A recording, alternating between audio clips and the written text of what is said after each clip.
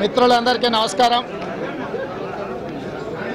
చివరి పేజీలో ఈ రాష్ట్ర ప్రభుత్వం అవినీతి రహితంగా పారదర్శకంగా ప్రజాస్వామ్య విలువలను కాపాడుతూ నడుస్తున్నదని వారి చివరి పేజీలో ప్రసంగంలో ఉంది. ఇంతకంటే అబద్ధం ఈ రాష్ట్రంలో ఇంకేదన్నా ఉన్నదా? మేము నిన్న గవర్నర్ గారి దగ్గరికి వెళ్ళి స్పష్టంగా చెప్పినాం, గత 3 మీ ప్రసంగాలలో 100% అబద్ధాలు చెప్పించాను మీ చేత. ఈరోజు కూడా మళ్ళీ మీతో అబద్ధాలు చెప్పించే ప్రయత్నం చేస్తారు. దయచేసి ప్రభుత్వం పంపించే ప్రసంగాన్ని మీరు ఒక్కసారి పరిశీలించుకున్న తర్వాత వాస్తవాల ప్రాతిపదికననే మాట్లాడాల్సిందిగా గవర్నర్ గారికి విజ్ఞప్తి చేసినాం. కానీ దురదృష్టవశాత్తు గవర్నర్ గారు ప్రభుత్వం ఒత్తిడికి లొంగిపోయినట్టుగా ఉన్నది. పచ్చి అబద్ధాలను ఇక్కడ రాస్తే కూడా గవర్నర్ గారు యాంత్రికంగా చదివినట్టు ఉంది. ఎందుకంటే అవినీతికి సంబంధించి ఈ రాష్ట్ర ఉప ముఖ్యమంత్రి రాజయ్య గారు అవినీతికి పాల్పడ్డారని చెప్పి మంత్రివర్గం నుంచి బర్తరఫ్ చేయడం జరిగింది.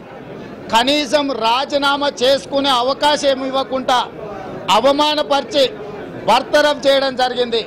రెండవది, రాష్ట్ర ప్రభుత్వం రాష్ట్రంలో జరుగుతున్న అవినీతికి సంబంధించి ఫిర్యాదు చేయండి అని చెప్పి ఒక ఫోన్ నెంబర్ ఇవ్వడం జరిగింది, కంప్లైంట్ ఫోన్ నెంబర్ ఇవ్వడం జరిగింది.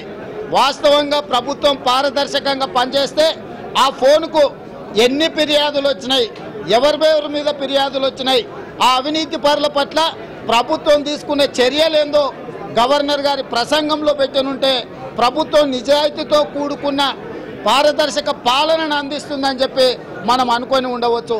కాబట్టి ఈనాడు పారదర్శకత లేదు, అవినీతి పరులు అని చెప్పి ప్రభుత్వం ముద్రేసి తొలగించిన గవర్నర్ గారికి ఎందుకు కనిపించలేదో నాకు అర్థం కాలే. అదేవిధంగా ఈ ప్రభుత్వం ప్రజాస్వామ్య విలువలను కాపాడే విధంగా పనిచేస్తుందని గవర్నర్ గారు చెప్పారు.